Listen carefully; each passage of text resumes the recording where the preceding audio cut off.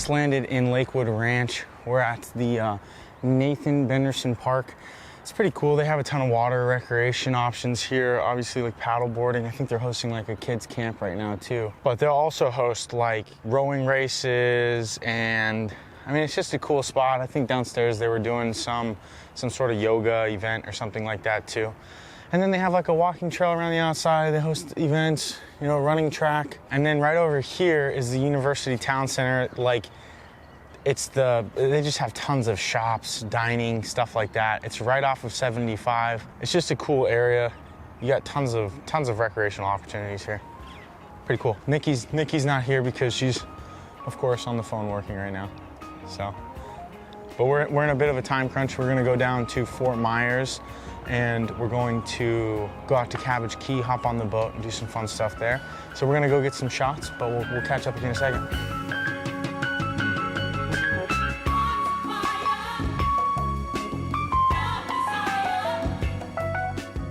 After heading across the Skyway Bridge from St. Petersburg, the gang has landed in Sarasota, near Lakewood Ranch.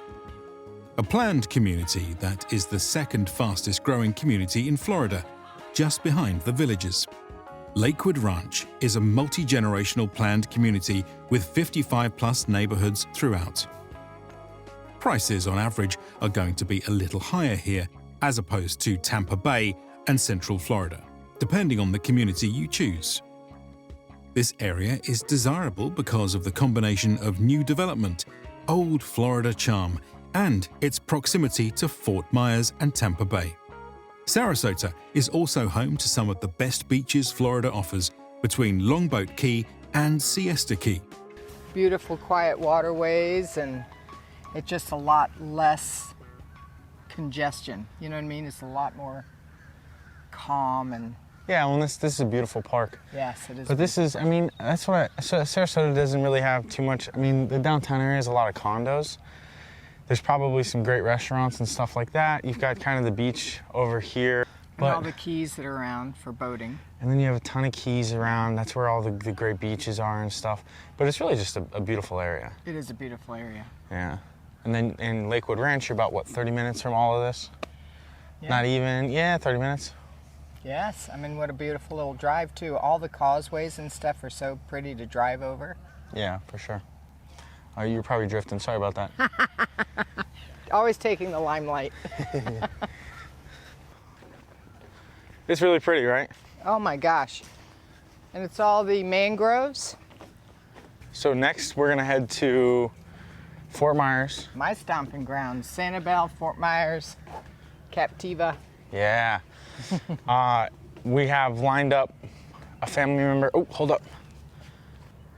That might be a immature. To be honest with you, I don't know. Egret. So, anyways, what we have lined up there is we're meeting with a family member who is a professional kiteboarder. Look how pretty this is. I know. Yeah. All right, we'll take this one for the team, gang. But anyway, no matter where you decide to live, the coolest part about Florida is you have access to all these different areas, and you can just take a couple of days on Sanibel here and there. You can go to the Keys, you can do Tampa and some of the cool sports games or whatever, and still decide on the area you're going to live. Miami or Fort Lauderdale, you can take a liveaboard, start to scuba dive or fish or whatever you're doing. It's a great state. It is a great state. Tons of opportunities.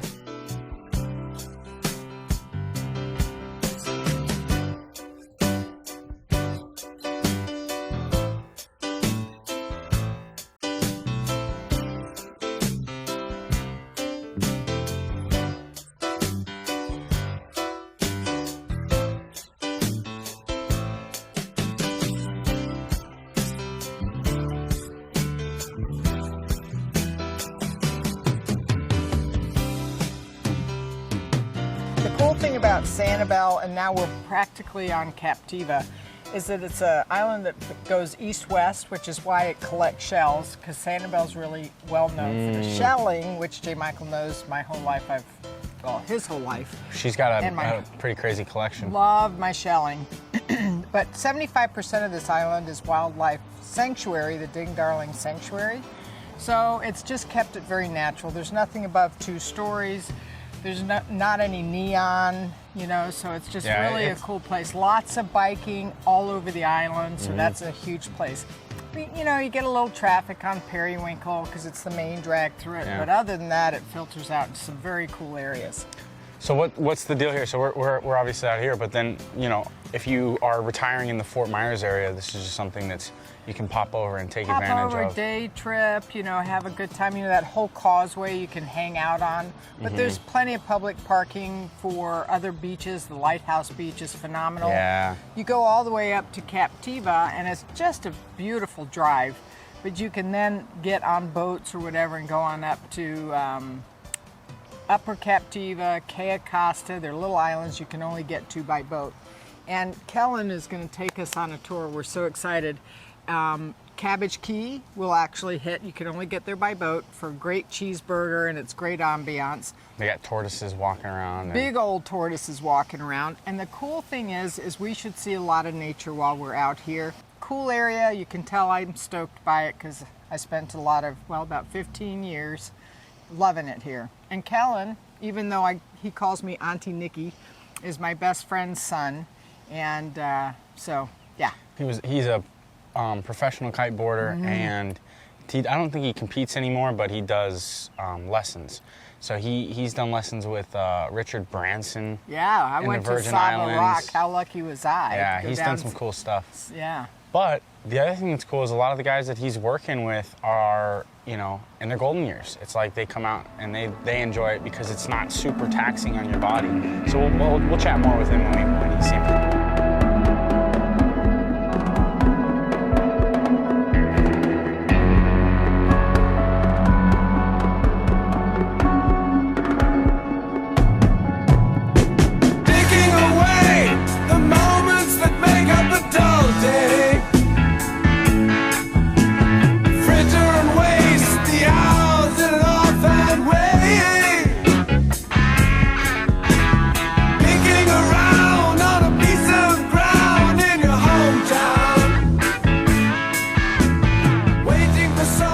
This is the man himself, Kellen. What's up, guys? Kellen Hall here. We're at have an adventure with Jay Michael and have a good time. We'll have to chat with you about kiting and sort of age groups. Like I feel like there's a misconception that it's only young people, right? Yeah, anywhere from 8 to 70s. You know, I've been teaching, so that's sick. Yeah, we'll talk. We'll chat about it for sure when we get on the boat. Yeah.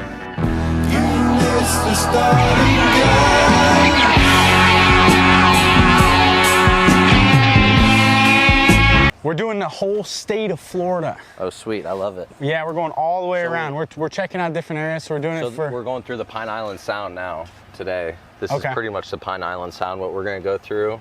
So to get to that lagoon out at Kea Costa, the smartest thing since we got swell out here to go around the backside through Boca Grande Pass by Cabbage Key and whatnot, since we're going to Cabbage Key anyways. Yeah. Just right around the corner from there, basically. This is the man, too. You're like, you know these like the back of your hand. Yep, up and my down home here. spots for sure. So. I've been raised in these waters with my dad, taking me out fishing when I was younger and whatnot, and it's a lot of fun. Yeah. Okay, so in terms of kiting, who's the oldest client you got? I had a French-Canadian guy, 72. Okay. And I've seen guys around 80 doing it. Wow. But... And it's just not, is it just because it's not taxing, like? Yeah, you get all the pulls coming from your harness, so it's a core workout, and it feels like the bar, the steering mechanism, you know, the bar, like a bicycle, you would steer it, and that has no pressure. So all the pressure's coming from here, not the bar. So the bar's just like, you know, you're almost like driving down the highway kind of thing. I mean, I've been working with this guy, John, that has Parkinson's, and he gets tremors and stuff like that, and you know, and he pushes right through it. Wow, like a pro. Yeah, it's awesome. So proud of that guy. Grab the blue line, you can leave it on the dock, and we're good to go.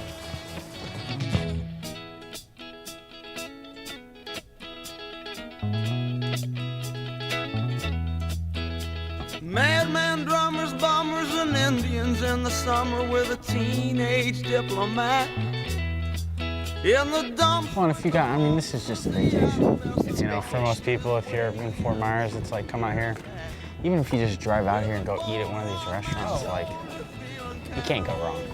It's a great day trip. The merry-go-round with this very unpleasing sneezing and wheezing, the calliope crashed to the ground.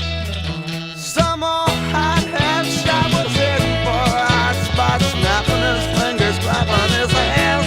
And some flesh-pot mascot was tied to a lover's knot with a whatnot in her hand.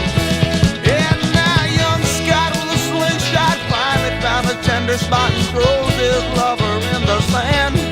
And some bloodshot forget-me-not whispered daddies within earshot, save the buckshot, turn up the band. Now she was blinded by the light, oh, cut loose like a noose, another runner in the night. Blinded by the light, she got down, but she never got tight, but she'll make it alright.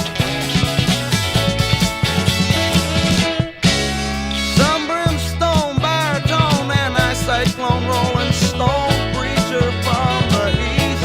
He sells dethrone the dictaphone, hit it in its funny bone, that's where they expected least. And some new mo shop. Good? Yeah. All right, so we wrapped up on the boat. We met up with some family friends, had dinner at the Lazy Flamingo. We're gonna see if we can catch the sunset on the causeway. It might blow up. It might be a dud. I don't know. It might blow up.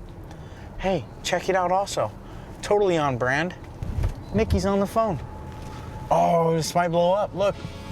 Mama always told me not to look into the sights of the sun. Whoa, my All right, mama, see you guys. that's where the fun is. Ooh, yeah. I was blinded. I was blinded.